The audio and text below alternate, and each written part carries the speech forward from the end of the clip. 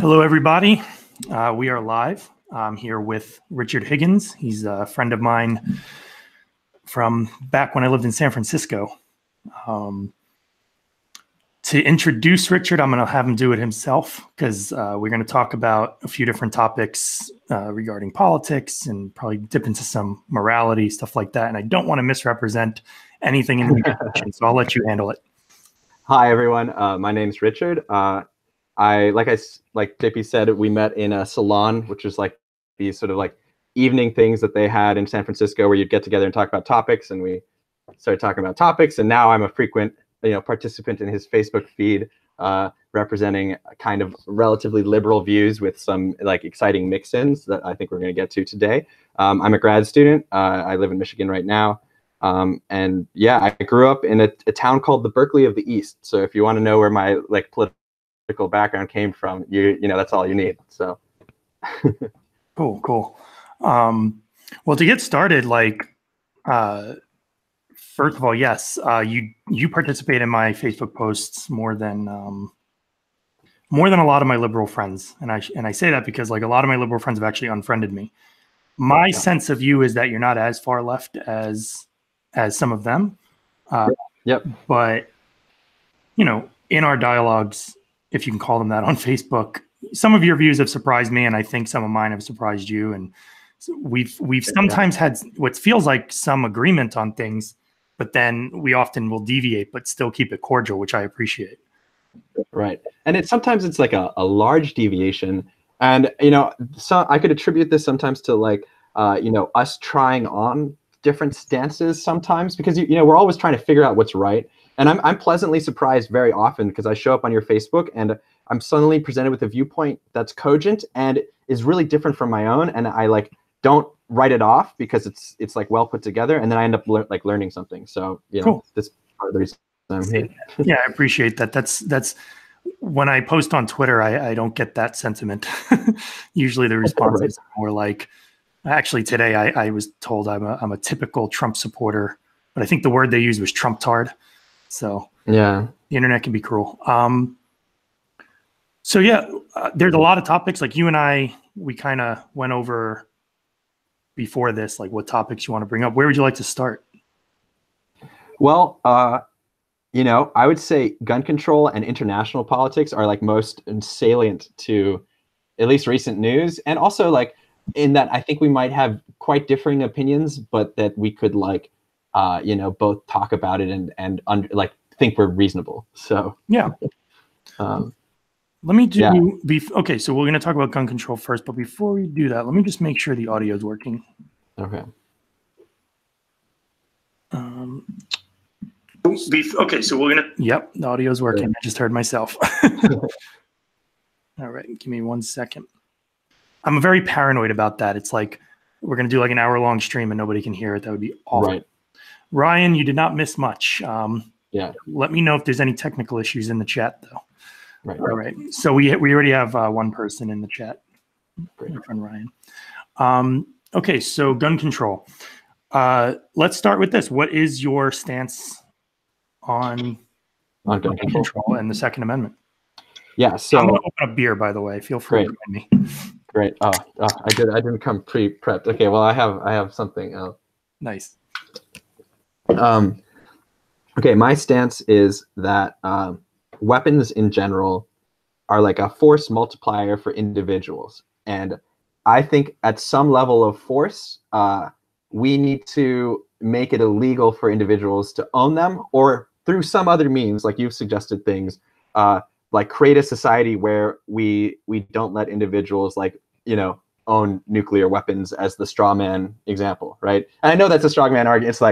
It's out there, but I think mentioning it helps us helps people understand like how I'm viewing it as like a spectrum of like a force multiplying intensity. Yeah, so you got like rocks on this end, and nuclear bombs on that end, and then gun. Right. Where do you put it?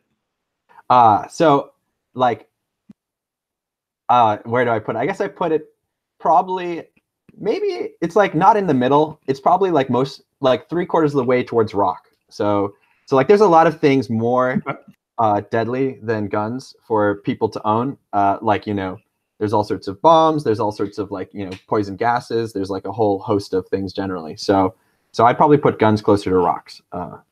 Okay. And in terms of Second Amendment, guns have changed a lot since the Second Amendment was written. I hope you can hear the hesitation, because I'm not going into this saying that really matters, but there's both like pistols and there's rifles, and then there's like automatic rifles. And I think that they're, although they're really similar, I think it could be reasonable to like make some distinctions, like force multiplier wise, related to them. So yeah, that's my position as it is today. So okay, so is this purely? I don't know how to ask this. So you've kind of laid it out technically, right? Yeah. There's like some sort of measurement you have. You call it a force multiplier. Yeah. Rocks don't make you nearly as dangerous as knives or swords, and those don't make you as dangerous as guns. Guns don't make you as dangerous as nuclear weapons.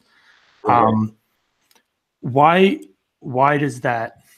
I guess my question for you is what about having a force multiplier when it comes to being dangerous matters? Yeah. Okay. So I think that there's a number of reasons that lead people to commit crimes like murder. Often it's like emotional issues in relationships. Often it's like psychological problems that lead people to become like just psychological problems. And these type of things that happen to people, once you've witnessed them and like seen people who run into these like abnormal psychology events, like makes you realize like like if I've seen someone that I know, and this has happened, who's like in like some sort of episode, I immediately know I don't want them to be near a gun because they are acting in a crazy manner, and that is what like with a completely sane normal rational civilian, I am basically like, it's fine. I'm not opposed to it. If we could ensure that, I think it would be fine. I think generally people are really reasonable. And so that's where I'm coming from for that, is like, unstable mental states. How do those same people act around vehicles, which could obviously be used to harm themselves or others? Yeah. I mean, I think that these people, like they basically, could use vehicles to do harm to people. And I think that like when you're in an altered mental state, there's like a certain potent power to a gun, at least in how you think. You think of it as this like tool of power. And I think that people don't often, who are, in psychotic episodes, approach vehicles the same way. They think of them as like a means of transport, while a gun is like a tool of like, I'm feeling crazy and I want to like, vent my rage, and I have this gun. And it's like, it seems, I think in general culture, it's like a more potent form of like expression. I would say, to give your point any credit, is like a gun's primary purpose is to shoot and kill things. Everything else is secondary, like sport. Where a car's primary purpose is like, to transport. You could kill with it, but it's not what. So yeah, I would imagine. I would also say that when I think of a gun, I'm thinking of ways that I can kill, but it's not necessarily in the offensive, but also in the defensive, right? Right. By the way, do you know a Max? He's beer outside your door. Oh, great. Okay, well, here, while we're at it, I'll be right back. Cool. Sounds good. And we got Ryan in the chat. It has a narrative quality to it. I'm not familiar with the term narrative quality. If you can elaborate on that, I'll speak. I'll read it later and speak to it. Great. Cool. Now we both got beer. What are you drinking? Beers. I was given a Miller Lite, which, given the quality of the beer in this house, I'm sort of offended by. I've got something called a Ponysaurus. I don't know. Look at that weird picture. Shout out to for leaving it at my house. Nice.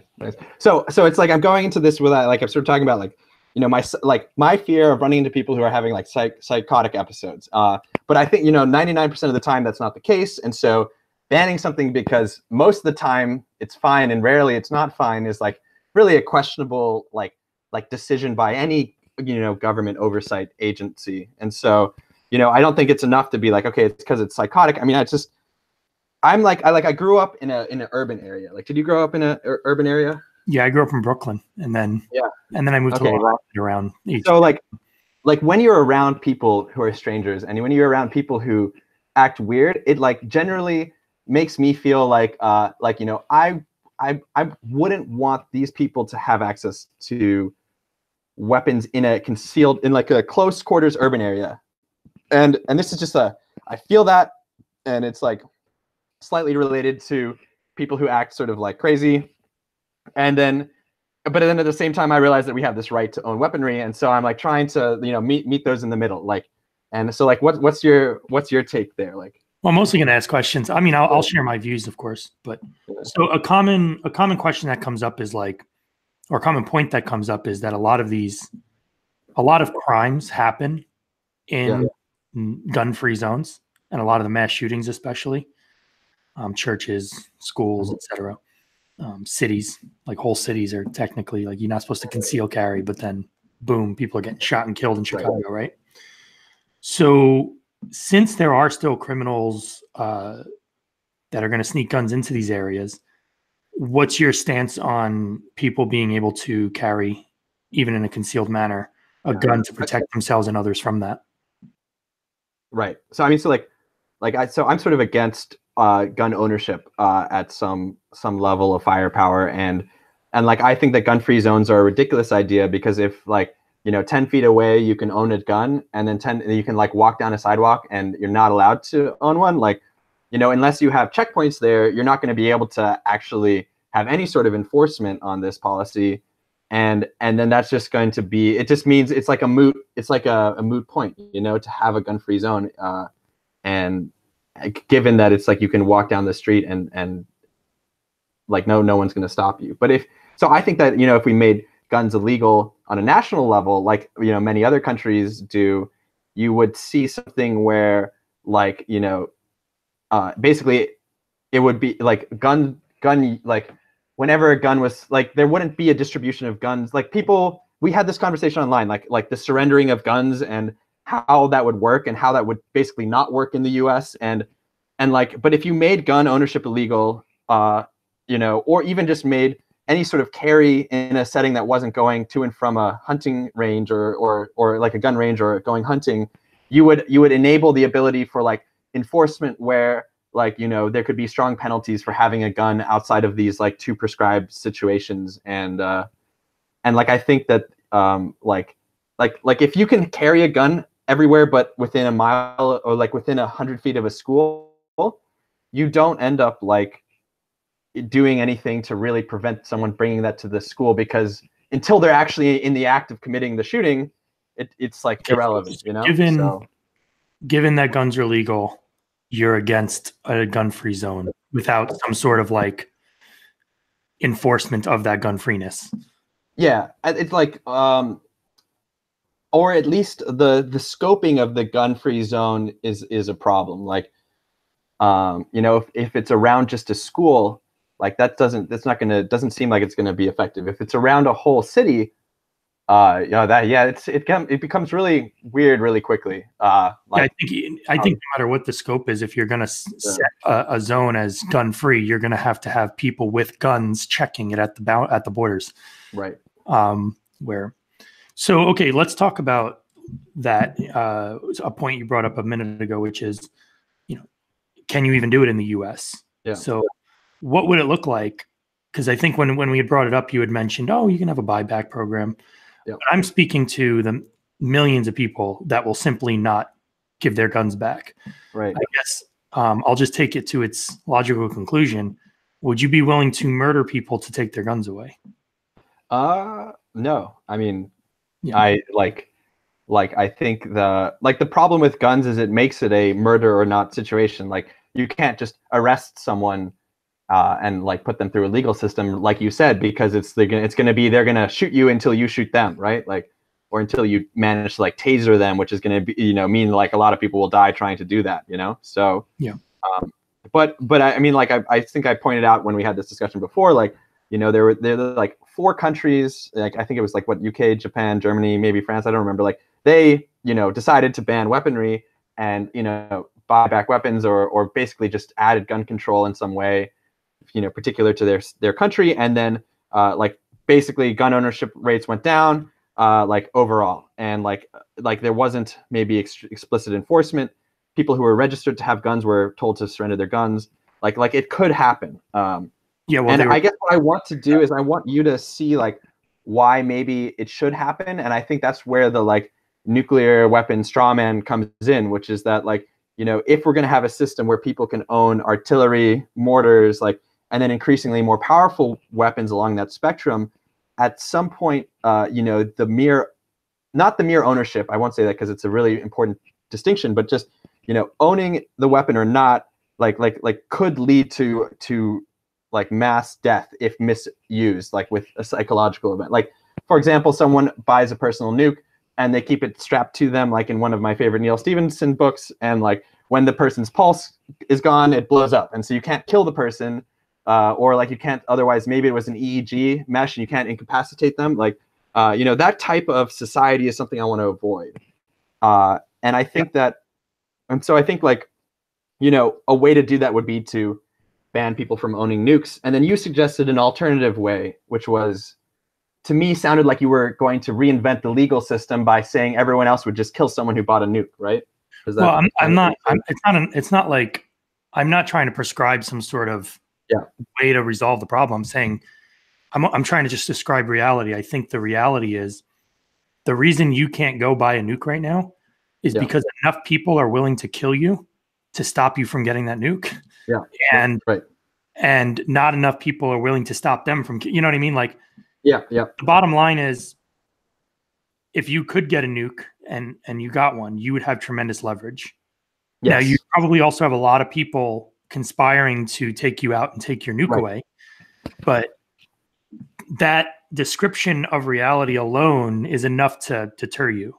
Right. But it's like, I was going to just say, I think in a country, especially a small one, maybe there are no guns, or maybe it's very easy to take away the guns. Yeah. Part of the reason they get away with that isn't because it's morally right or wrong or whatever, but it's because if you go try to get a gun, other people will kill you, ironically, with guns. So I don't see exactly how that could ever happen in America. And the reason is, there are more guns than there are people here. Sure. And if the government came in and tried taking guns away, those people in the government are going to get shot. Yeah. Right. So, right. And that's the way, like, I think that's kind of the point. Like, that's the way it should be. I think that was the vision of the founding fathers, is that government shouldn't be able to come in and just do whatever they want and take and exercise total and unbridled power for its people. And one way to help ensure that is to never allow the government to take away your way to defend yourself. Right. I mean, like we sort of are going down these two threads, right? There's like, the atomic weapons thread, and then there's the could the government do it? And if we're going to really go into the could the government do it thread, I think if people weren't surrendering guns, there are methods that are really, bordering tyrannical, military involved. Yeah. Or maybe crossing. I mean, when I'm saying right there, it's all about like, where do you interpret an overexertion of power? But like, for example, you could just knock out everyone with knockout gas, right? And then take away their guns. Is that something I want to see the government do? No. What? What's going to happen? You're the military commander who's in charge of that, who made that decision, who strategizes how to get it done. Right. And you just knocked me out and took my guns away. Well, I have a friend that's conspiring to kill your wife now to make you stop. Yes. You see what I'm saying? Like, they're going to leverage what they can in order to stop you from taking their guns away. Right. And now you have a big ass conflict and war, and then some sort of revolution. One side is going to win, and I don't know which side it will be, but my guess is that whichever side wins is going to be the side with guns. Right. But I mean, like, we don't know how it would happen. I mean, I don't think what you're describing is unrealistic. I think it's really likely that what you're describing would be the scenario that would go down. We don't know how it would happen, and it's sort of like what I want to get out of this gun control back and forth is like, so like when we talk about the nuclear weapon straw man argument, and you say people wouldn't let that happen, I want to tell, like, what I'm trying to say is when people coming together don't let that happen, that's basically how I view how we created the legal system. Yeah, like when we created laws to ban things, we're basically saying, we're banning this because if we let you have it, basically people would come together and stop you from having it, right? And so like I want to sort of draw the line of like what we're going to use the legal system to ban as the place where people would no longer come together to kill you if you tried to do something. Like, yeah, well, like, right, yeah. I think of it like just more descriptively. It's like I just want people to be aware and know that the only way to enforce such things is through the threat of murder. Yeah. Like that's literally like, you can't stop people from doing things without, well, hell, even the threat of murder is not enough to actually stop people. Right. But yeah. So I'm just saying that it's like, you're afraid of, some mentally ill person causing mass death. Yeah. I'm afraid of a well-meaning government causing mass death. Yeah. So it's kind of like, two sides of the chessboard, and there's a checkmate here. But I'm thinking of it like a spectrum where we could meet in the middle and agree that like the government wasn't going to cause mass death, and that we were also like sort of like banning a set of things which were just too like agreeably too outrageous. Like I want to know the minimum thing that you don't think Americans would band together to kill someone if they bought it, because that's how you're describing like what would happen if you could buy nukes. Well, I'm not trying to borrow from a friend. I'm not trying to say what should be. Yeah. I'm just describing like that line is wherever people are willing to murder for. Sure. But I mean, you have to be aware of, like, if people are, if you live in a society where people are willing to murder you so that you don't get a gun, then that's where the line is. But now it raises some questions of like, one, how are they murdering you with guns? Which actually leads me to my next question for you, which is, in your opinion, what is so different between the government and the people? I think of the government as like a collective bargaining agreement with the people. Like what we're basically talking about is the creation of a legal system to say, as a society, we would band together and kill people if they do X, Y, and Z. And these are the laws we're going to create, and they're going to ban X, Y, and Z. Or like, basically we don't want people to murder other people. We don't like, we don't like rape. We don't like thievery, robbery, like, we don't like property right infringement. We don't like gun right infringement. Like all of these things are like things that we basically came together and said, okay, these are like the set of things that, if people do these things, we'll band together and kill them, right? Like that, it's like, and it's just codified. And ideally is, part of being a representative democracy is the hope is that like you can choose people to represent you who are good custodians of that, that like pact with the people to like be the type of reasonable and fair enforcement that they would expect. And that's sort of what lets us have a functioning society where I can like walk down to the store without any weaponry and buy something with this money that the system provides. And like all of that can be, work fine. Right. You see like this, that's my description of a government. Yeah. So mine's a little different in that, I think government does two things. One, it creates a layer of like credibility and accountability for crimes.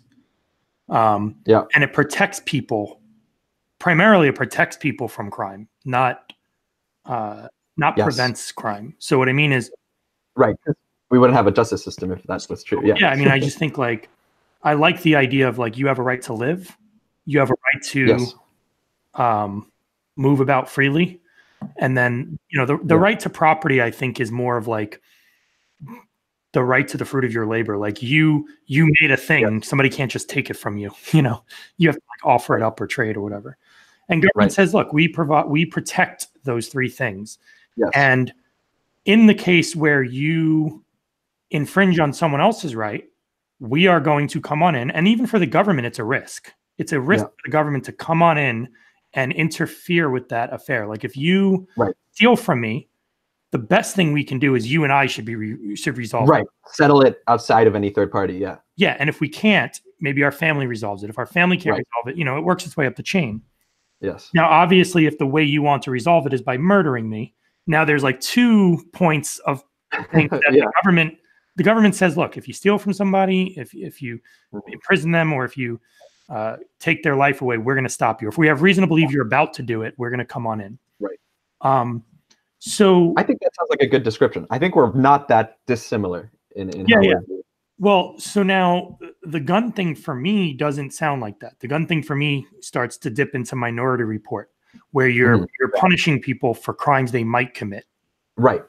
That is that. I guess that's where the distinction is coming from. And it's very difficult because in the perfect system where nothing goes wrong, we don't run into the problems of like, we don't need the Minority Report government in that world. But I just don't think we live in that system. So I'm seeing it as like, I think I agree with you and I'm making a compromise because I think the real world doesn't work with those set of ideals as it should. I mean, I agree with that statement, but maybe for different reasons. Like, I think the real world in its current state, at least in the West, in America, government is trying to manage everything.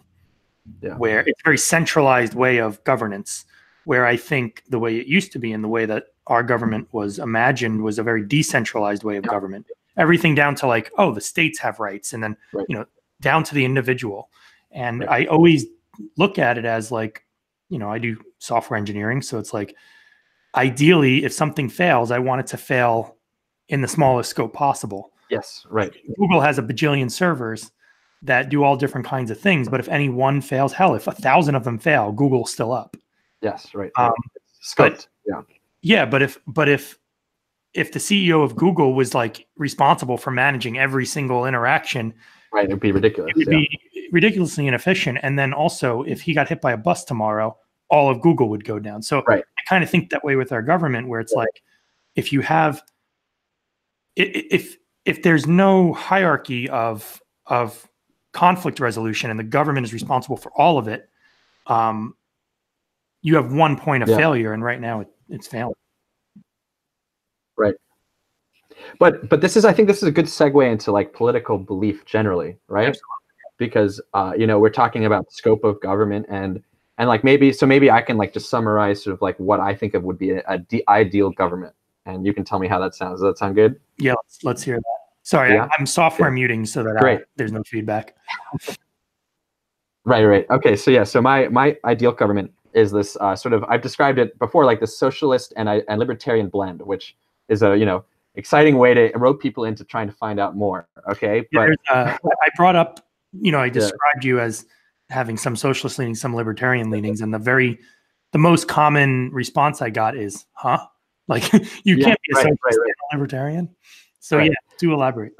Okay, so the angle that I'm coming at it from is that like, in our society, when we have children, okay, I want those children to do well if they're part of the same society that I'm in.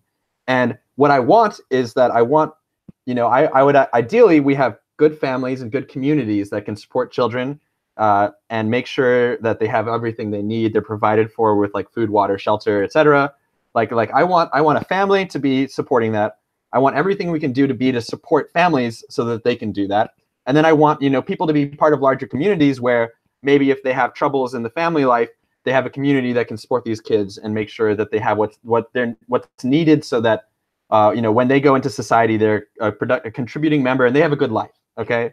So this is like, so that's my step one. And then I'm like, okay, so how do we get there? And this is where what I think, and I think that this is changing as we enable more technology in our society. But I think that, if we can make sure that we have a safety net or a government system in place whereby kids who fall through the cracks, whether in food, water, shelter, education, or other basic needs, like when that happens, we can catch that and like try to correct for it so that we don't end up like, having failed that member of our society. So, what my socialist principles are is like, when it comes to raising someone 0 to 18, food, water, shelter, electricity, like education, I want to know that like we could make a guarantee to youth in our country that they will receive those services if communities and families fail. And then basically that beyond that, the role of government is mostly just as a regulatory body to avoid corporations doing things that could, generally harm the whole country, but is basically a libertarian free market beyond that. So that's the like the mixing of the two beliefs. Yeah, it's like a is government. So it's a two-part question. Why should government guarantee such things, and how do they guarantee such things? Right.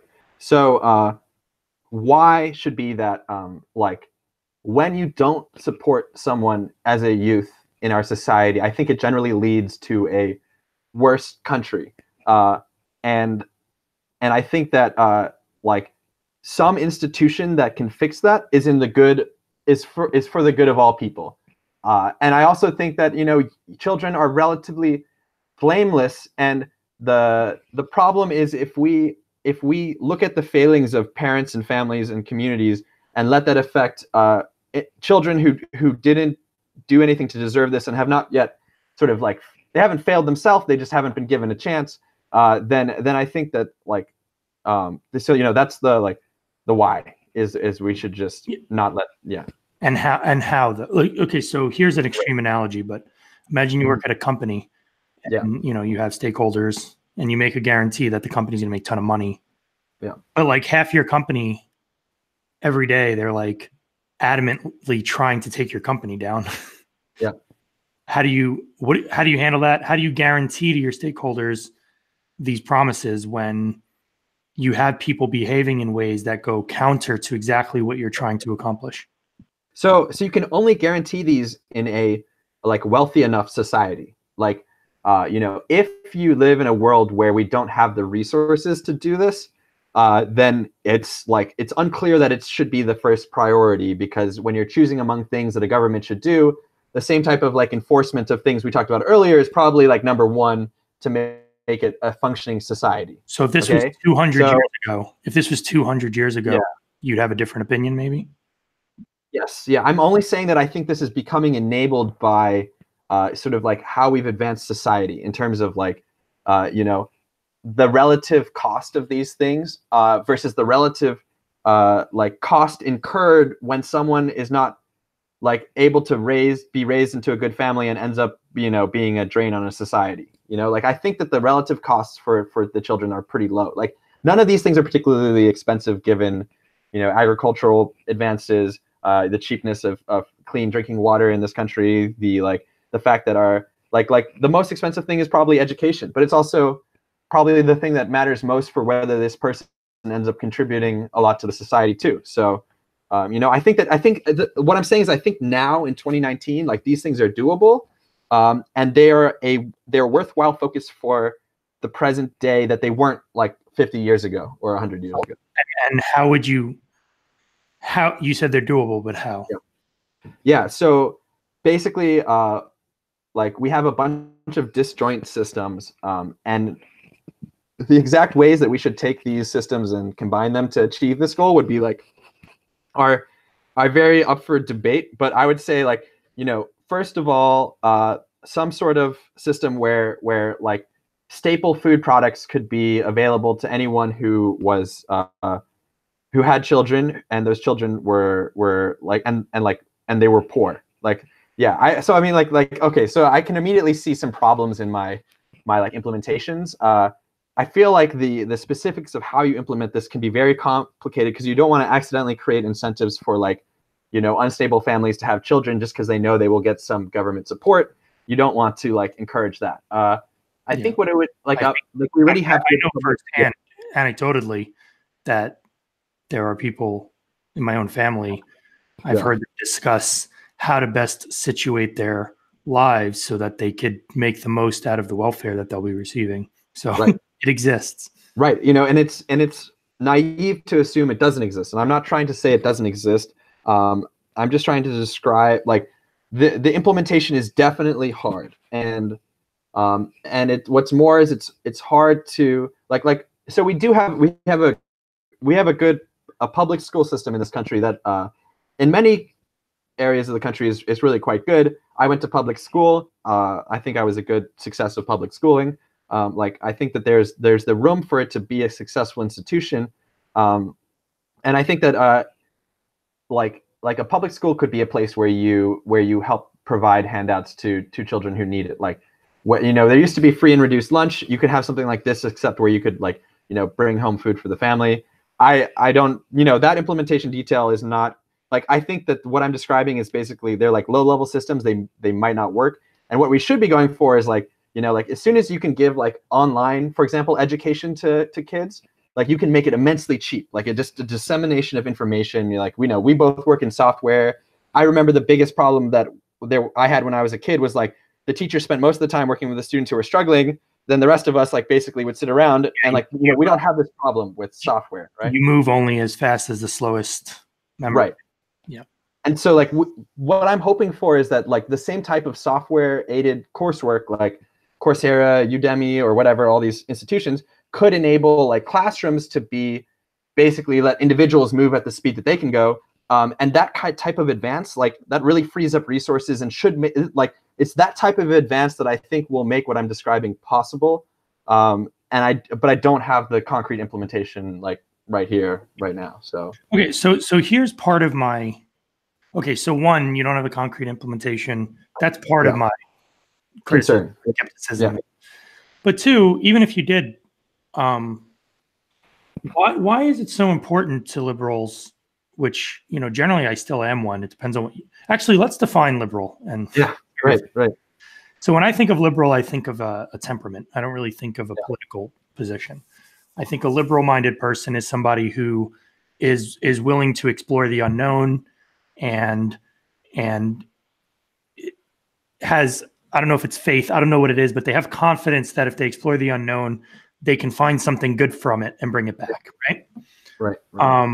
And I think of the conservative type as more the other direction, where it's like, maybe we'll explore the unknown, but let's keep one solid foot in what we know, because chances are good what we learn is just going to hurt us, and we need to make sure we don't throw out the wisdom of the past, etc. Sure, seems like a fair discussion. Yeah, and I would say temperamentally, I'm totally liberal.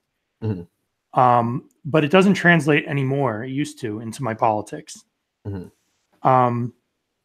And one of my questions is, because I like a lot of what you're saying at some level, mm-hmm. but not the government level. Why is it so important that the government needs to do this? Why isn't this something we can't encourage? Like, if it actually has the value, if you have the confidence that it has the value you say it has, mm-hmm. why can't we lobby and encourage the public to fund and manage these solutions for us? So just to really drive it home, if you want a universal health care, why can't you get all the people who believe in it to pay for it? Why do I have to pay for it? Yeah. I mean, we don't have another institution that like financially interacts with every single person in the country except for like the US government. Like, maybe that's not true. Like, everyone basically has a Visa credit card, maybe, like, but that we don't have some other financial institution that like, everyone is in some way involved. And the real problem here is it's the problem of like, it's not tragedy of the commons. It's like, utility as something that like large utility that only works when everyone buys into something. Like, for example, like, the reason that we pay taxes for a firehouse, and for the police to protect us is that like, these things, like, you used to have people who would be memberships to like fire stations, but like the general just like welfare of a town is dependent on actually being able to put out all the fires for all the people. And if you have freeloaders, then it's no good. Maybe their house burns down, but then it like also catches other houses on fire, and so like you still have to end up putting out the same fire. And I think the same thing applies on a much more abstract level here, where it's generally like when our cities or when our society is filled with people who aren't becoming productive and fulfilled members of society, it actually is going to end up hurting us all, and that's why everyone should buy in. Like, and that's why it should be sort of like enforced. Yeah. I mean, the fire station example seems to work. The like give children money example doesn't seem to like flow from that logically. So I guess let's go back to universal healthcare. It's like, for example, do you know about Kaiser Permanente? Do you have their health insurance? Yeah, when I lived in California. Yeah, so they have like, you buy their health insurance and they have their own system of hospitals that you can basically only use. As far as I remember, I didn't actually have them, but is Kaiser state funded in any way, or is it? I don't think so. I think it's private, but I think it's like this system that says, we're going to give you this healthcare and it's going to be maybe cheaper because you always have to come to our hospitals and like we can always control those costs, right? And so it's this interesting situation where it's sort of like the same thing as like a utility system where like, if you're running water pipes to everyone's houses, you don't want 3 different companies running water pipes to everyone's houses because you're going to waste so much money extra on infrastructure, and it's not actually worth it to compete. You really want a shared system that everyone can collectively use, and that's sort of either centrally managed or in some other way like adequate. And so, if you imagine having like 10x the number of hospitals in the country, but they were split into like 100 different competing subnetworks who only let you go to your hospital, it would be like an immensely inefficient and like wasteful. Do you not trust that the market would kind of adjust to that? If it's so inefficient, all you'd have to do is go create the efficient system and you'd have all the customers. Right, but it's like with utilities, we already see that like, that doesn't happen. You end up with like 3 people running wires everywhere, and it's all just generally more expensive than it would be if a central agency provided the utility. Like, I mean, I guess it's tricky with healthcare because there's all these other confounding factors, like lobbyists who raise prices, like negotiations between insurance companies and healthcare. Like all of these things are, I think, like sort of failings of a free market. So maybe like I could give you an example of one of them. Maybe, I don't know. Well, yeah, you can. I think. Oh yeah, go ahead. You give the example first. Right. So it's like I'm a company. I'm selling a drug for a certain price. Okay. So if someone doesn't have insurance, maybe I can sell it to them at whatever price I want. If it's going to mean that they die, then I could charge $1 million. And then like they either pay it or they go into debt to pay it, but they don't die, right? And that's, it's like basically infinite potential value because it's like prevents the person from dying, and anything, they would give anything, right? And so we like allow that like system, right? Because we generally have a more like regulation-free society here. But like that type of system is like, to me, a failing of a market, because often the only reason we're even allowed to do that, doesn't that have a lot to do with patents? Yeah, it's all because of patents. That's about it. So in the universe of potential solutions, why would you choose government regulation over maybe getting rid of patents? Right. So, I mean, I think either one of them could work well. Like if you could get rid of the patent and a new entity could come up that was also making the drug, you would immediately like collapse this infinite price to a much more manageable price. And like I am more than okay with exploring that direction, but I think empirically, like the success of other healthcare agencies in terms for reducing costs with universal healthcare has shown that like this other option where you don't get rid of patents is also viable, and also can be cost efficient. So like either one of them is something that I think is worth doing, but we're currently doing neither of them. So because one direction seems like an infringement, like further infringement on freedoms and liberties, and I guess the other direction. So obviously, I'm talking about the healthcare, universal healthcare, forcing people to pay for something that they don't even agree with, and then the other direction, it's hard. When we have a law, it's hard to get rid of them. And there are probably a lot of great arguments for patents. I don't know them. I don't know what it would mean to get rid of them. I would think that my initial thought is if you got rid of patents or something like that, then it would actually put a lot of pressure on institutions to be the most credible of the person of the companies producing a product or providing a service. And I don't really think that's so bad, but yeah, it's like the generics and name brands battles and like corporate identity. I mean, whenever there's this type of thing for a like universally needed product, like you have some duplication of effort when you have competing companies, but it's not terrible. It's like the bigger problem is the ability to charge immense prices and like the no fix for that. And like, so what's your problem with universal? Well, I guess maybe this isn't about your views, but it's a dialogue. I know it's called JP interviews, but right. So like, I guess what I'm saying is, if everyone who currently pays for health care could instead like select like if there was if an equivalent universal healthcare system for everyone who currently pays for healthcare was like cheaper, which there's this like great like liberal talking point where it's like this Koch-funded study shows that universal healthcare would be cheaper overall than normal healthcare. But like, so if there was a way to like if it was cheaper to do it universally for the number of reasons, like not copying of bureaucracy and other things, like there's just no good way to like if you could show everyone that would be cheaper, I think most people would want it, right? Right. Like, so that's my point. If that was true and you told everybody and they all paid into it, you wouldn't need government enforcement. Right. We're all on Facebook. Nobody told us to be. It's just the superior product, right? In many ways. So it's like part of my problem with universal healthcare.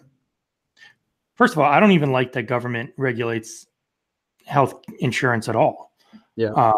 I think health insurance is a great business. It's not for everybody. Obviously, if you have enough money, you probably don't even need health insurance, right? Yep. Jeff Bezos probably doesn't need health insurance. It would probably be wasteful. But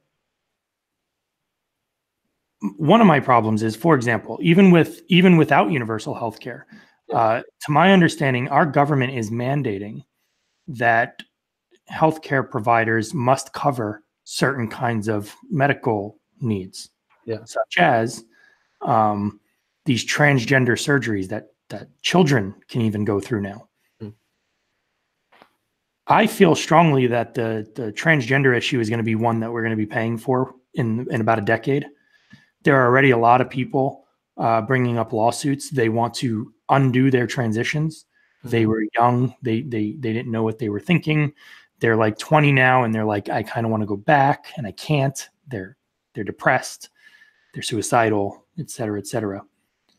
Now, what's crazy to me about that is, to the extent that the government tells insurance companies that they have to cover such things, that means me, even though I'm buying into a private insurance company, I'm subsidizing that to some degree. Because of government requirements for insurance, right? And so I'm subsidizing something that I firmly believe is,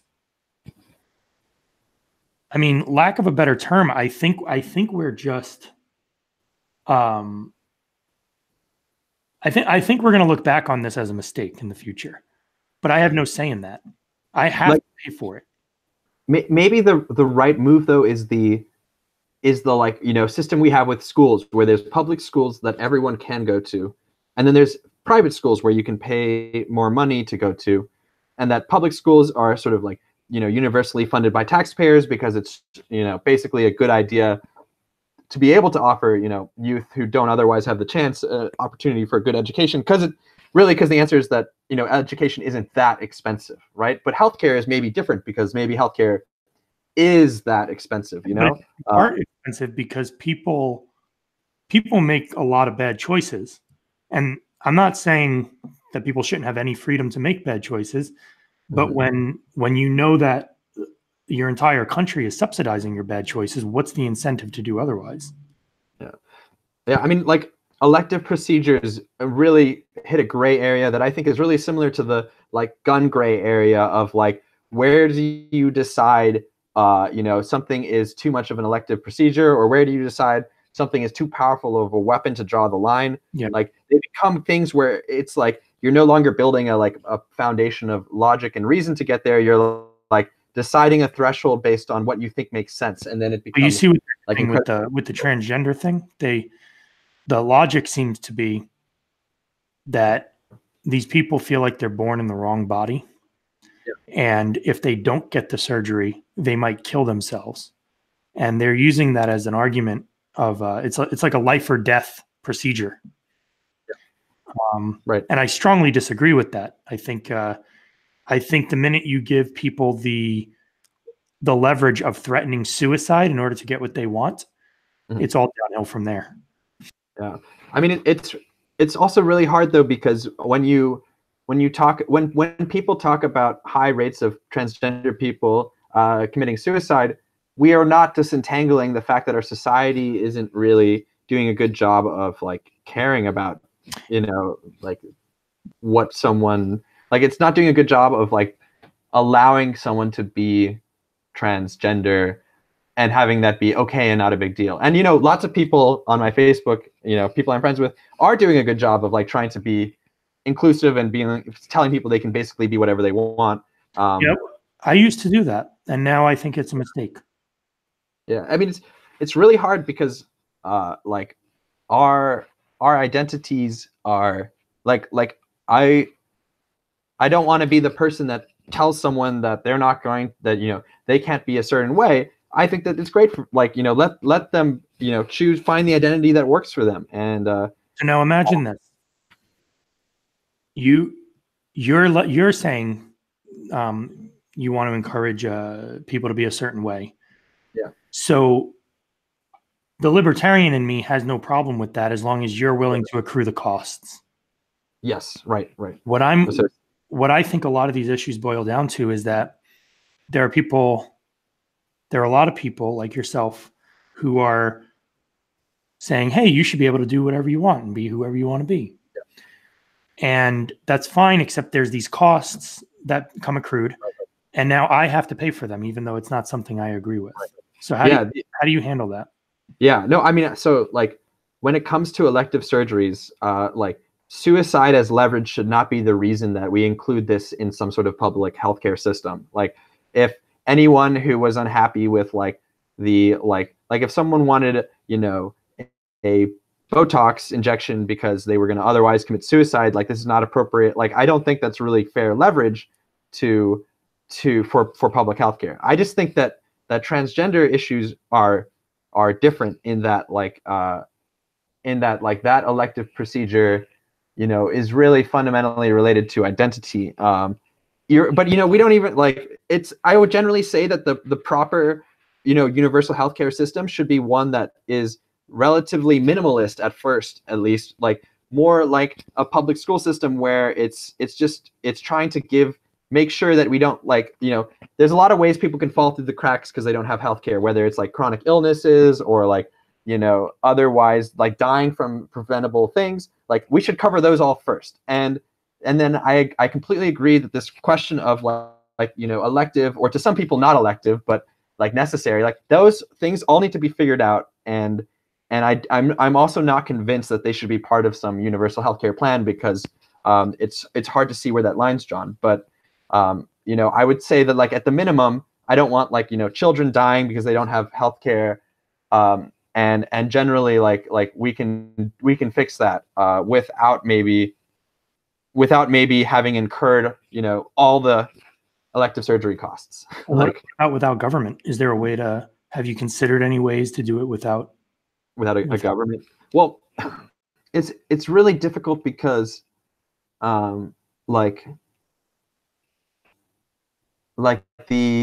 negotiations of like government has such a big involvement in drug pricing and copyright holding and drug related enforcement that I don't know. I haven't been able to think of a good way without universal healthcare. And furthermore, like other countries succeeding with universal healthcare makes it clear that it would be worth just adopting that. There are some very controversial variables to consider in those other countries. Maybe, but I mean, like seriously, like you mentioned Japan. You mentioned what else did you mention? I was talking about gun control, but gun control and France and Germany, yeah. But universal healthcare. One of the things that seems about seems common among the countries where it's not so bad, is the level of sameness. Yes. Even Canada, you go to Canada, it's basically white people. Right. You go to Japan, it's basically Japanese people. Right. We don't really know what gun control or universal health care, et cetera, looks like in a country where you have people from all different cultures with all different ideas on what's proper, what's not proper, et cetera, looks like. Yeah. Well, I mean, I think that the, American mixing pot is a great experiment in a heterogeneous society that could fit lots of walks of life. And like, I think that it's worth trying it here too. Even though the heterogeneity makes it harder, because at the end, we're still all people with the same set of like basic, like physically and medically limiting things that we can look out for. And we don't need to agree that everyone, with different beliefs is right or wrong to know that we should all deserve some basic level of healthcare. And I think it's an experiment like worth trying. And I think, if I live an hour from Canada right here, like if I can drive to Canada and buy like, insulin for a fifth of the cost or something, then I know it's not an artifact of an actual demand. It's like an artificial thing. And, until that's fixed, like we're obviously not in a good free market system. We're in some pseudo system with these like regulations for drug enforcement. And so basically anything would be better. Like if you're homeless in our country currently, yes. you'd pay nothing for that medication more than likely. So I'm just saying, like, it is very expensive in our country, but I think that's in part because of the system we'd set up, which does have government hands in it, right? So if it was just insurance companies, I think they would be battling to give people the best rates they can. Maybe they form contracts and they're like geographically locked and they're like, hey, don't compete on my territory and I won't compete on yours. But the minute you start having government come in and telling insurance companies who they must cover and for what, and two, you have governments taking money from the collective and giving it to these insurance companies so that a person on welfare who's diabetic can have their bad habits subsidized. I don't see anything but the prices going way up happening, because why wouldn't it? It's a lot easier if you could push the cost off onto the collective. I could charge $100 for a Band-Aid. Why not? Because we've kind of lost track of what a Band-Aid actually costs. Right. Really, who's paying for it? Right. But I mean, we should like definitely keep that competition around so that prices don't just arbitrarily go high because there's only one buyer and they don't have a choice. And like the way to solve it though, like the reason that it's important. So like, I think that we can do that where we keep the prices relatively low. But I want to jump to the other part of why it's important to give healthcare to everyone. And it's the same reason, like we need a functioning society, which is that like, if we let people fall through the cracks health-wise, it will lead to just like a general worse effect for everyone else, whether it's someone who has a gun and can't get mental health treatment, there's lots of situations where it becomes clear that everyone should have some level of healthcare, even if it's very low level, and that like without that you really start to invite a whole bunch of like chaos and disorder into your society because sort of people who haven't been looked after in any way go rogue and cause and like ruin an otherwise functioning system. So I think that we can do both. I think we can keep supplier demand around to keep prices low. And I think that we can provide healthcare for everyone. And I think it's the right thing to do to provide it for everyone because we need to know that the other people in our society aren't, suffering from some terrible illness that they can't get treated that will spread to us and create plague. Yeah, I mean, so I'm 100% on board of solving the problem of affordable healthcare. I just don't agree that it should be government imposed by force. And do you see a difference between the right to maintain good health and your right to healthcare? Oh yeah, no, I do see the difference. One's more about your choices, right? Yeah, like I don't think government or any. I think it would be fine if we've added to our list of protections that the government offers. If we added to that, that the government will protect you from anybody infringing on your right to maintain good health. So, for example, if you're if you're trying not to be fat and somebody's forcing you to be, I don't even know how that would work, but if somebody was forcing it on you, we should probably not allow that. But I think the right to health care is like, well, you got fat, you're sick, and you want somebody to help treat you.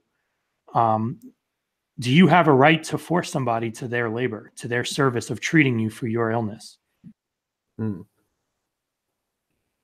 Yeah. Oh, this is a tricky distinction. Oh man, I don't know the answer to that one.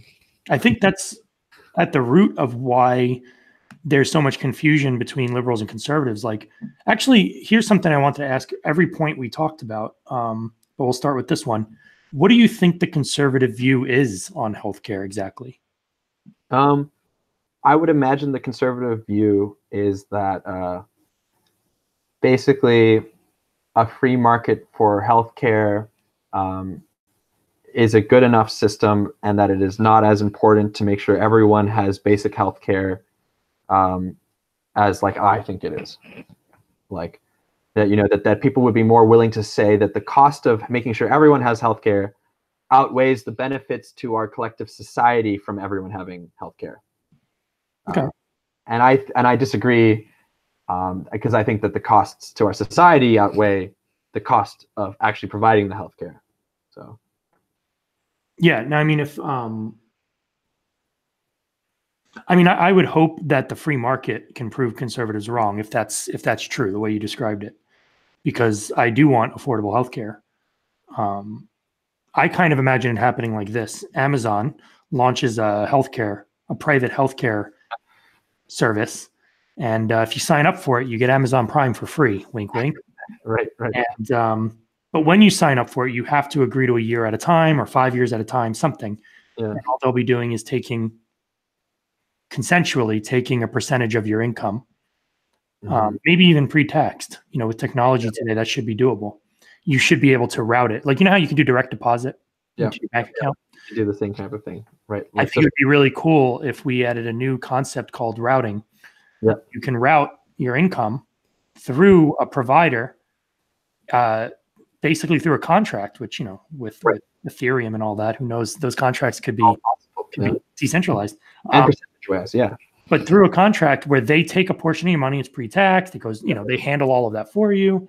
And you're promising that through that employment or through the course of the next year, 5 years, that you will contribute. And in doing so, you get access to that healthcare, right? Right. I would love a solution like that. I'm not against people providing for others. Like, if you want to give a portion of your salary away so that my cousins can get healthcare, like, power to you. Like, I might even donate to that, right? Right. I really do have just a problem with government knows best. You know, we democratically voted on a solution, which, by the way, I don't think most people know what the hell they're talking about to be voting on this kind of stuff. And I think the conservative view just is you don't actually have a right to healthcare. Yeah.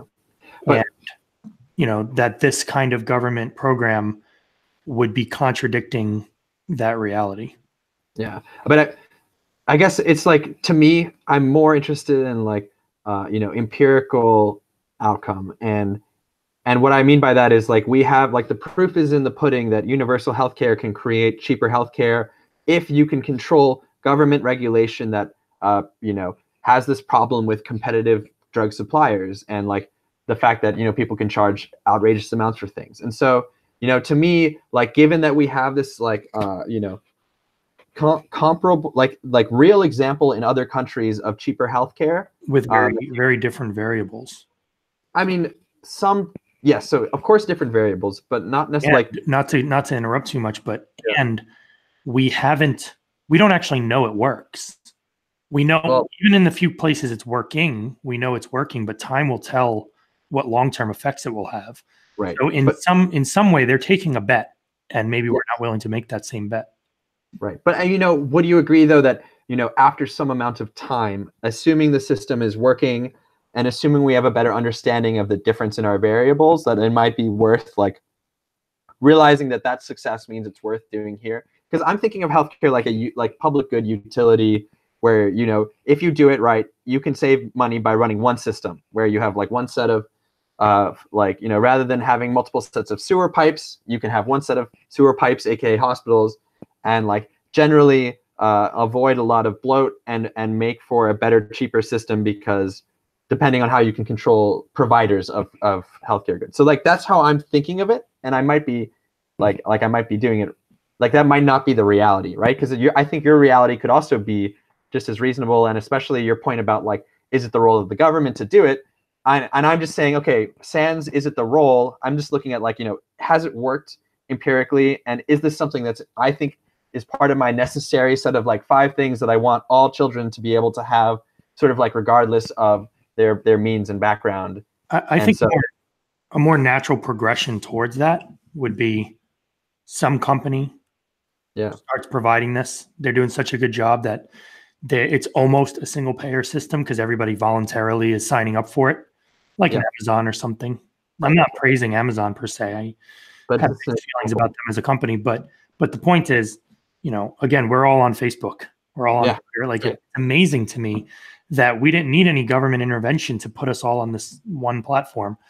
But for some reason with the healthcare, it's like, I think if there was a service that was good enough, and a lot of people were signing on, then all of a sudden, having government come in and just kind of nudge it the last 10% of the way doesn't look so bad. And at that point, they might not even need to.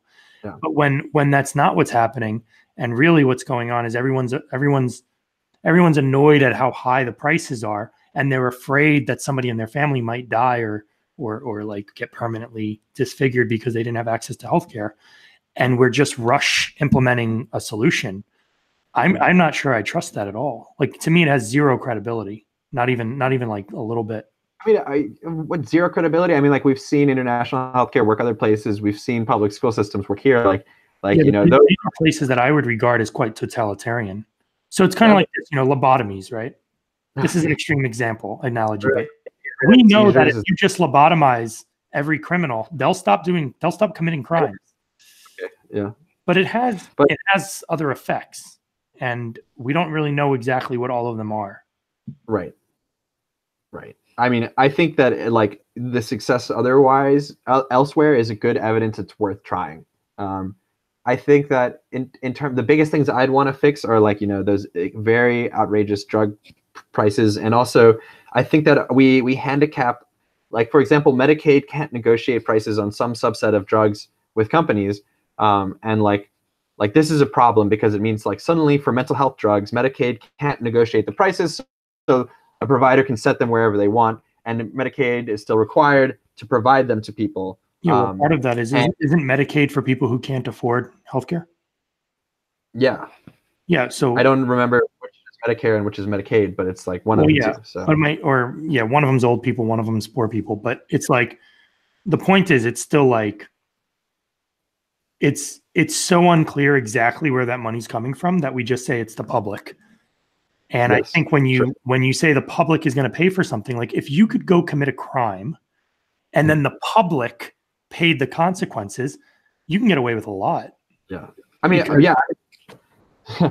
guess I'm trying to hit on the point of like, when you have like a single breakdown in a link for, providing drugs and being able to charge whatever you want, like anywhere in the system, you create a mass, it's like a big problem. But that like, what we can do to avoid expensive healthcare is to try to make sure that there's no instance of that where like, company A has the ability to sell this drug for whatever price it wants, and like our healthcare system has to buy it. Like we should just never create those like linked scenarios. And everything a lobbyist would be doing for a company is probably trying to create those kind of linked scenarios for their business and their company. And so like, that is to me where I'm imagining most of the expense in our US healthcare system is. And I think public healthcare is one direction that we could use to try to avoid it. And some system that you're talking about might be another one. So, by the way, a good point was brought up by Ryan in the chat. Yeah. I don't think I'm going to make his point exactly, but it's related at least. We pay for a lot of these countries' military defense, like we are their allies. Right. If anybody threatens them or anybody actually tries to attack them, we are putting feet on the ground to deal with that, right? Right. So in a way, they have the privilege to experiment with such things because they don't have to worry about protecting their people. Right. But We don't have that same privilege. I mean, I think that we could still conduct the experiment. I do agree that we're basically the like proxy military for many countries, and that that really reduces their budget problems, like as would be like what lets them do this. But it might even be what allows them to even have budget problems.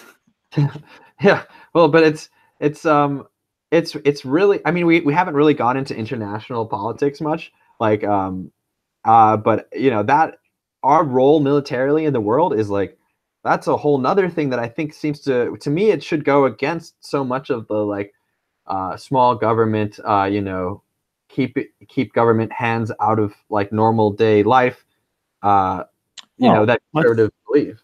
Let's actually talk about that, because I think the one thing I'm glad our government does is handle things internationally so we don't have to think about it. I'm happy that we don't have people trying to invade our country every year. That helps maintain a lot of our freedoms. I think it was smart, whoever decided, whatever got us on the path of being everyone's protector and provider in a lot of ways. We're kind of like the dad of the world. Yeah, it gives America a lot of leverage.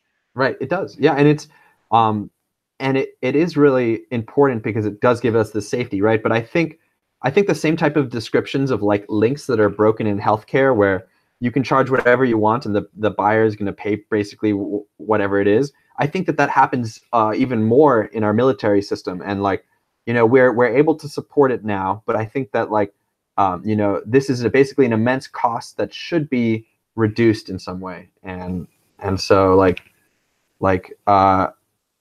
I think that we could identify those links and remove like lobbying influence in government, and I think that could help make healthcare and military like more affordable. So yeah, the military one's an interesting point too, because it kind of ties in.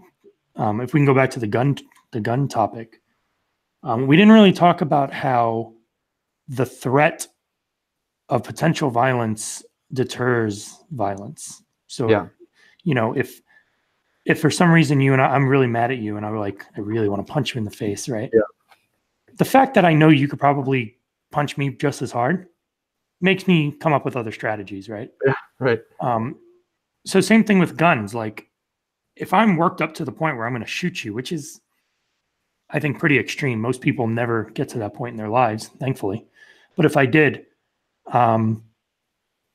we can't actually count the number of situations where the presence of the person who would be a victim or somebody around them having a gun stopped that crime.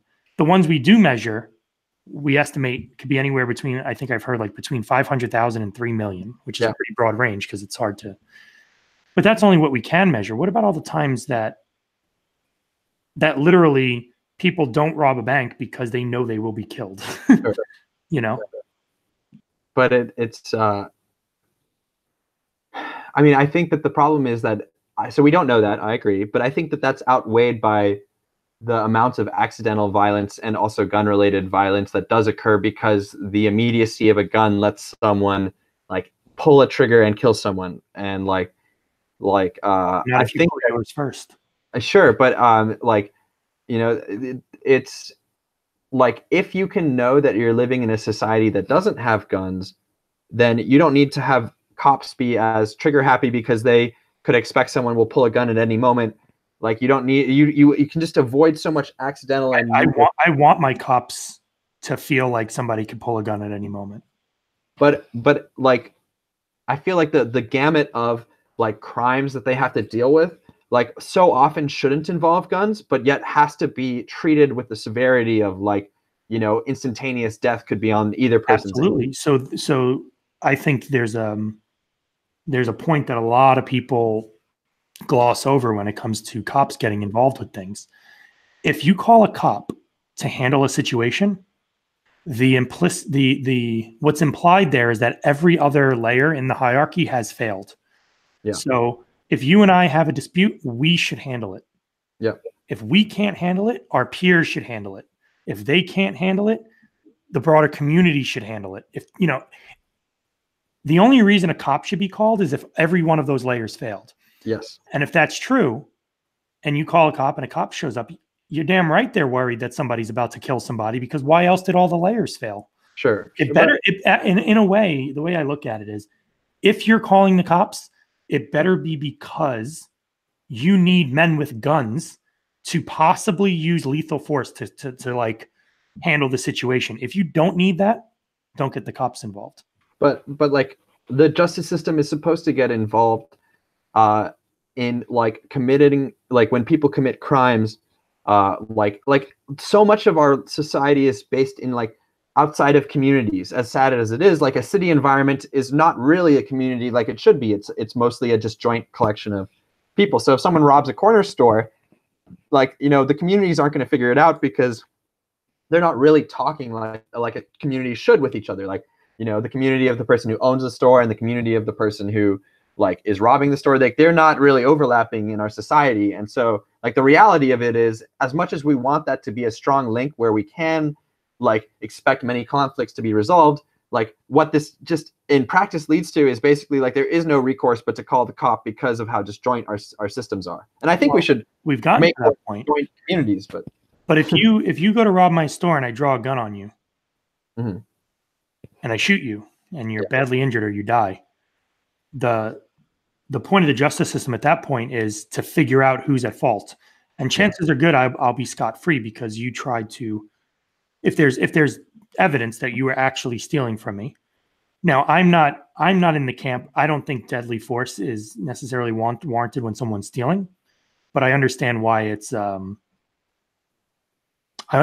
great deterrent. And also, you know, there's a lot of ambiguity there. If somebody's stealing, what are they willing to do to get what they want? But that said, what's the difference if I pull a gun on you and shoot you, or if a cop pulls a gun on you and shoots you? Why is it so important to Democrats? I don't know the right categorization, but why is it so important to so many people that we only leave that to the cops? I mean, I think it's just because,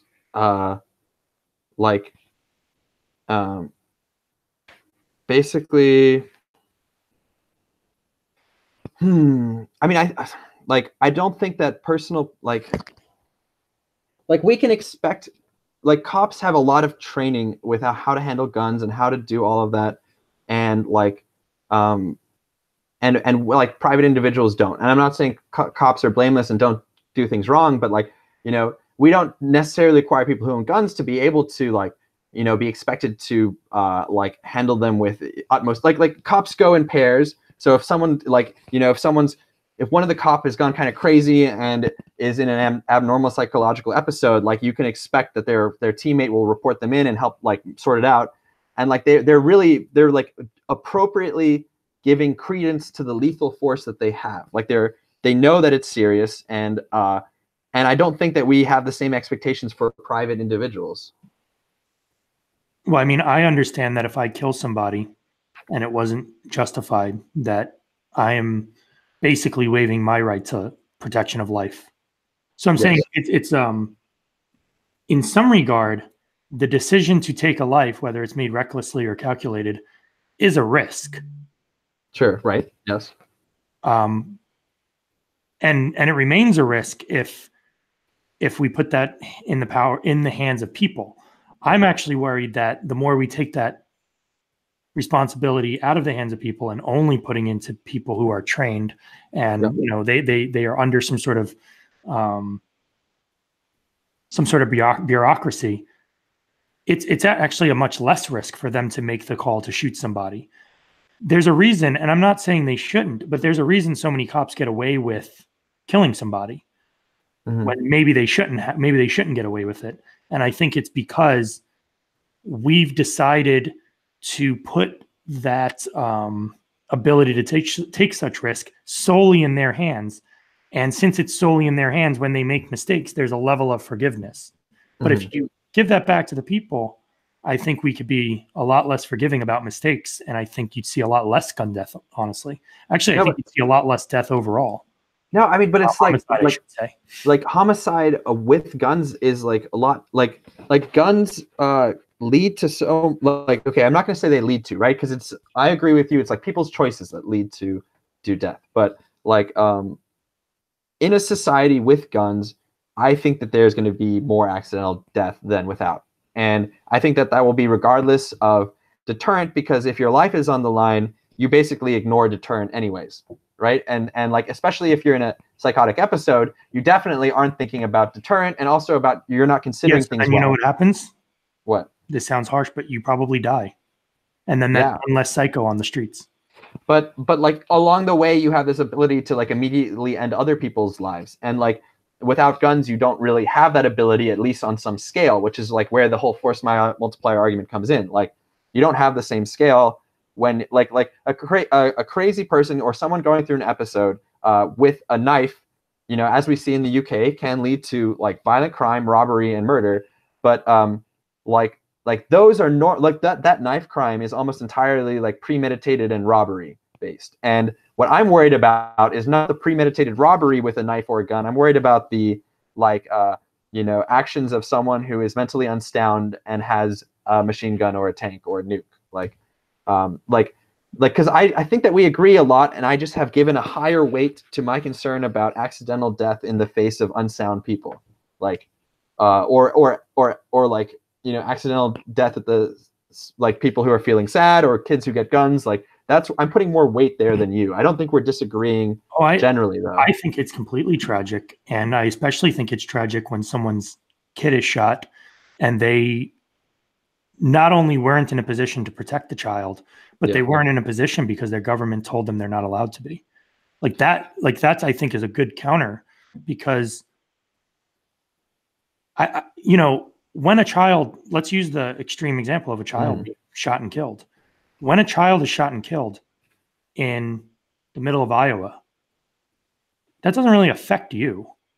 You're going to be sad, of course, because you're an empathetic person. You're going to be like, well, that's horrible. Yeah. But that directly affects the family of that child more than it affects anybody else. Right. Yet, for some reason, that family was not allowed to protect that child. The government, who doesn't know that child, as far as they're concerned, it's just a statistic. You know, again, they're people. They're going to have some empathy.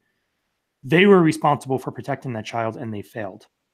But I think understand now why that family would be incredibly, incredibly upset that they weren't allowed to have a gun to protect their kid. But I guess what I'm getting at is, I think that the ratio of those situations where someone else is killing someone in your family versus I think that like for every one Iowa family you've described, there's at least dozens of tragic instances in family where, like, you know, a dad like got very depressed and murdered his family, or a child you know, found the gun and accidentally murdered someone. I think this accidental death rate is higher than this, like, you know, things you could have stopped because someone else was murdering someone in your family. And like I think that those are like offset enough that there's enough tragic incidences of accidental death where that it outweighs the benefits you would get from having like everyone having a gun to stop other people from murdering them. Sorry, it's tricky. I mean, I don't think I completely disagree with. I see what the point you're making is, and I think I understand it, and I think it's like valid. I think it's a reasonable interpretation too of the whole situation.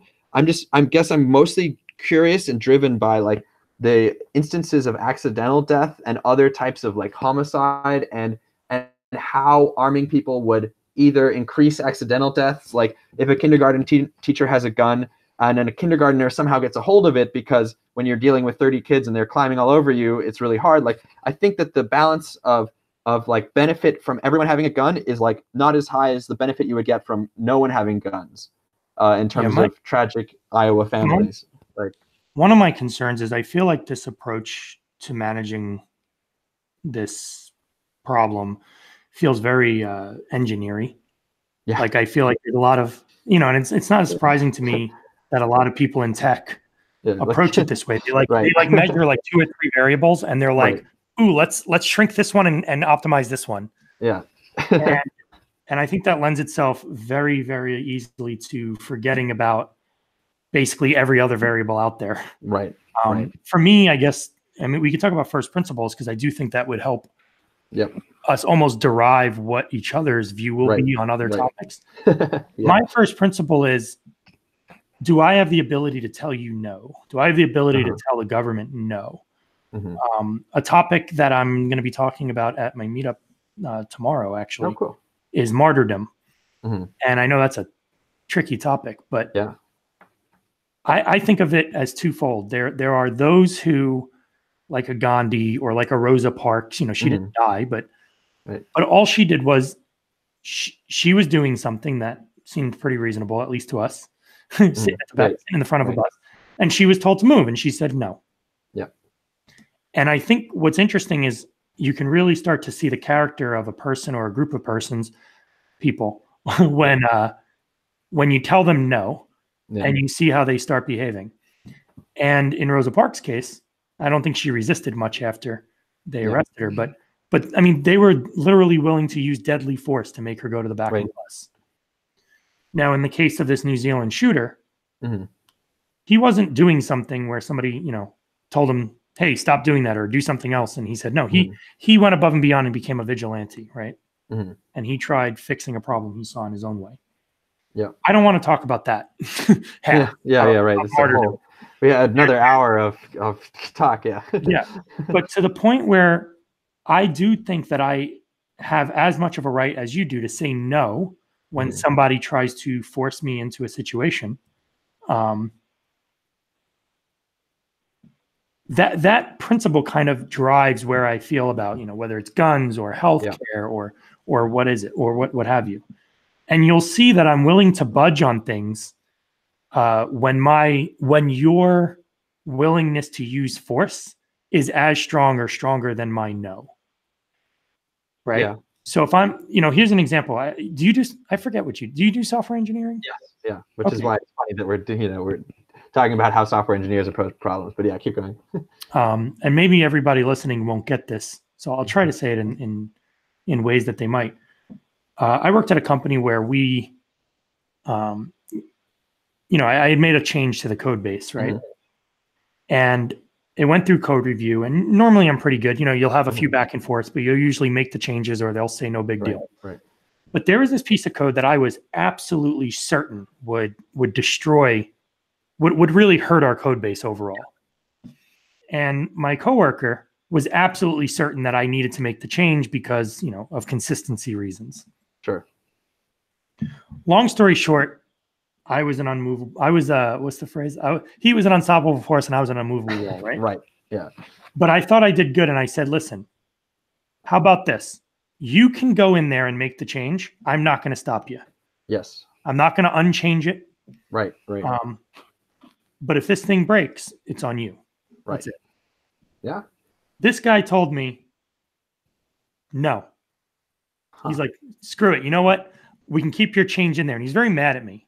Yeah. Anyway, my point is I established that for him, it was much more important that I made the change he wanted me to make than the change being made. Does that make sense? Yeah, I see that. Yeah.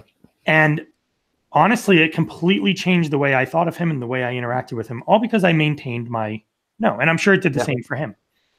Right. So when it comes to this gun thing, and this is why I asked you the question earlier, like, are you willing to murder to take people's guns away? I don't have a gun, but I'm actually considering of getting one at this point because I don't know what this future brings.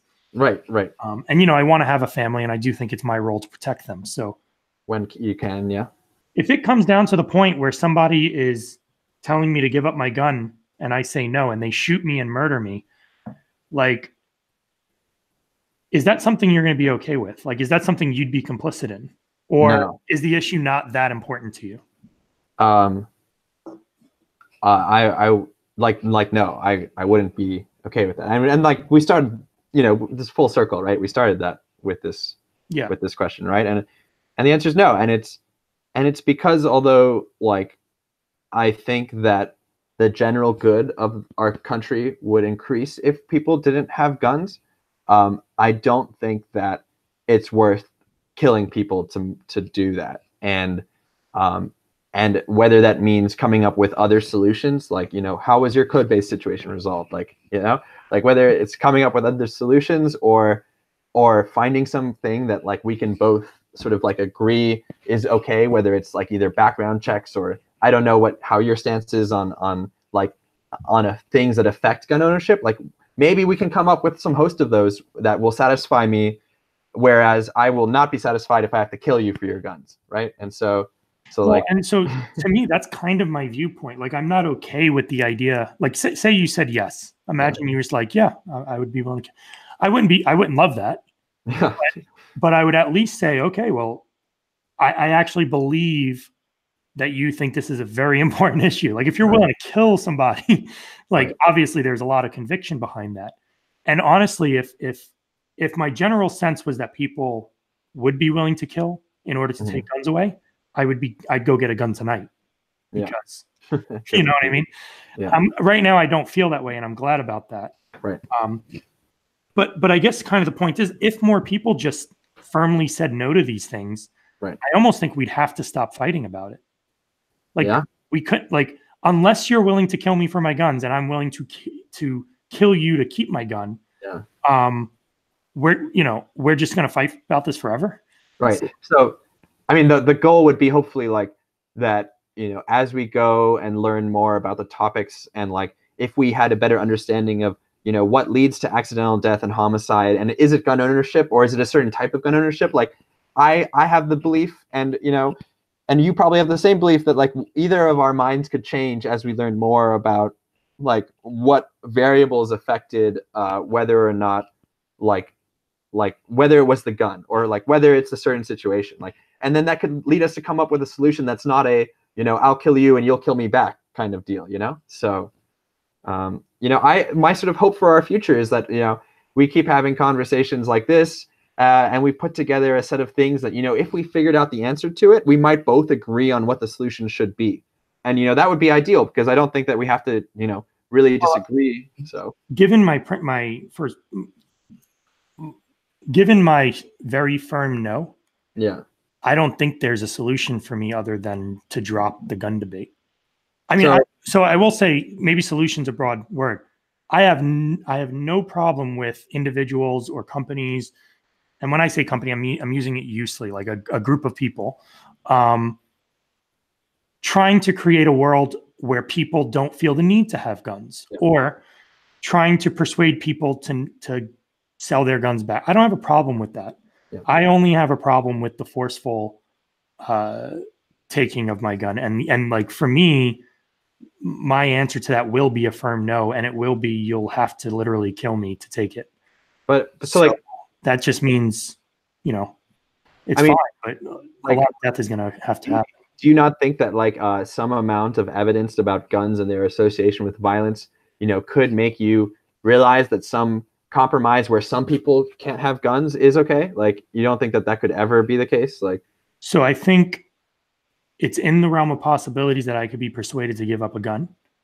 But even if you persuaded me that other people shouldn't have guns, let's be honest, we would have to be willing to kill them to get their guns away.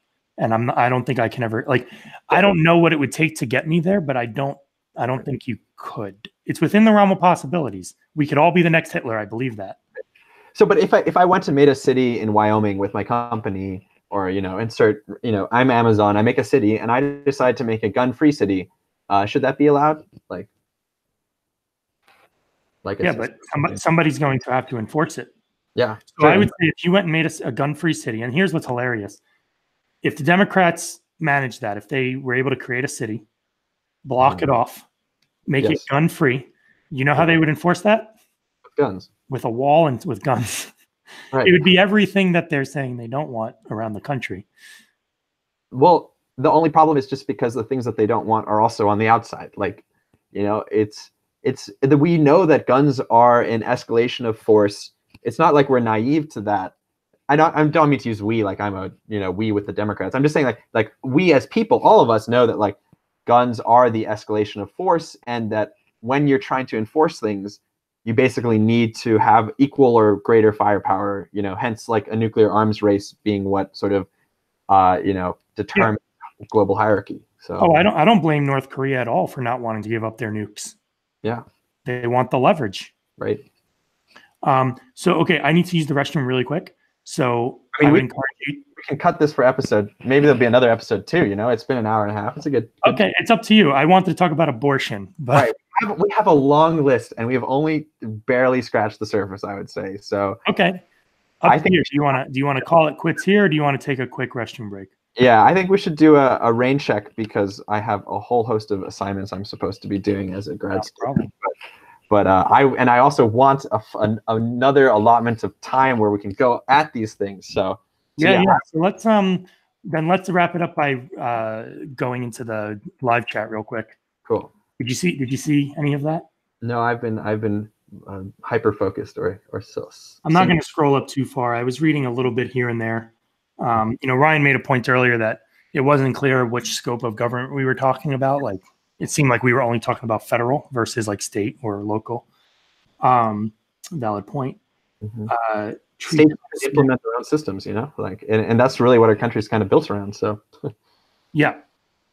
Well, I like the hierarchy of government. Even it does seem everything seems to be. Some people really want everything to be handled from like one centralized power at the top. So let's see. Treetop Smith said, "Are you okay with killing people in order to stop them from selling certain products?" And Ryan said yes. I think he said yes to that question. I'm not sure. He could have said yes to something else. I actually need to get Ryan on here and ask him what he means by that. Because my thing is, I'm not against, if somebody says, yes, I'm willing to kill for this cause, what they are simultaneously doing is saying, I'm willing to take the risk of having my own life taken from me to make this happen. And I think that's fair. Right. Anybody who's willing, like, God, this is going to be a soundbite. I do not agree with what happened in New Zealand with that shooter. But the guy was obviously very clearly willing to put his life on the line for what he believed in. Yeah. And he had an ability to kill a lot of people because of that. Yeah. Yes, he did. And it's scary. But there are people trying to make me do things that I don't want to do that wouldn't even dream of putting their life on the line, let alone, they don't even want to break a fingernail to make it happen. Yeah. They just want you to do it. Yeah. They just want me to do it. And then what's ironic to me is there's a lot of on the left, a lot of people are speaking ill of men and speaking ill of guns, yet to enforce any of the things that they want to enforce, they're going to use men with guns. Yeah. It's kind of my quip. It's I think it's hard. I think it's I don't want to know that someone who's willing to put their life on the line could kill like thousands of people with a nuclear bomb. Like, I don't want to know that our society, like, I don't think, I agree with you. Our society shouldn't be like reaching into the mind police world of like preventative action, but like, I think some amount of it is necessary because that safety of knowing that someone can't use a nuke to blow me up, I value. Yeah, but I'm just saying, if I have a nuclear weapon right here, this is a nuclear weapon. This right. Oh man, look, me too. Yeah, we both have nuclear weapons. Right. The only way you're getting this from me is through some really great persuasion or murder. So it's like I don't think it's wrong to acknowledge that in order to do what you really believe in, you have to be willing to kill for it. Like, that's just, we don't have to hide that. Governments do it. People do it. That's basically what it all boils down to. And I think like the measure of seriousness, the beauty of it is knowing that people are willing to kill for their convictions is what helps create, civil order. Is that the right word? It works. Right. Going to the chat. Ryan confirmed. He said yes to that question. Yeah, we should talk about that one, Ryan. I've had him on the stream. If you go to episode number 1 and I think another one, you could see me and Ryan had talked on this show. I mean, we could. I don't know how your format is. We could branch out and do like round tables. Like anyway, it's up to you. I'm open to that. You and I should talk about some formats then, because I'm working on a project now where I'm trying to create dialogue in text form on the internet. Right. Right now it's one-on-one. Right. But people have brought up the idea like, well, why can't you invite people in? At least it creates a space where like invited people are having a discussion and other people can read on. Right. I'm open to it. And yeah, I think that level of threshold for like including, certain voices and that seems like, it sounds like a cool system. Okay. We should talk more. Thanks so much for having me on. No problem, man. Thanks for coming on. Cool. I will happily be a voice from somewhere on the left, as you've now, sussed out a little bit more whenever you want my inclusion. So thanks so much. Yeah, man. Until next time. See ya. Yeah. See ya. Take care, everyone. Bye, JP.